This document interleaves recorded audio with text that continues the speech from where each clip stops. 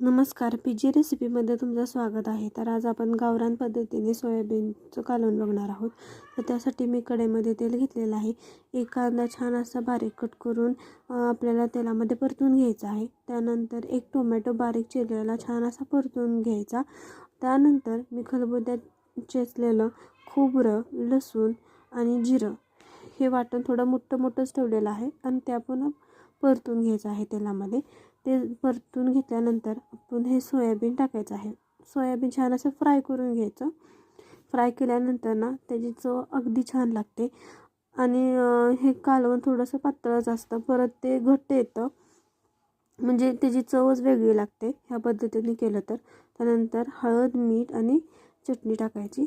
छान असं परतून घेतल्यानंतर आपल्याला हवं तेवढं पाणी टाकायचं त्यामध्ये आणि कोथिंबीर टाकायची वरून अशी आणि झाकण ठेवायचं. उकळी आली की शेंगदाण्याचं कूट टाकायचं 2-3 चमचे. त्यानंतर हे आपलं सोयाबीनचं कालवण तयार आहे. आजचा व्हिडिओ आवडला असेल तर माझ्या व्हिडिओला लाईक, शेअर आणि सबस्क्राईब नक्की करा. अशाच नवनवीन व्हिडिओसाठी माझ्या चॅनलला सबस्क्राईब करा. थँक्यू.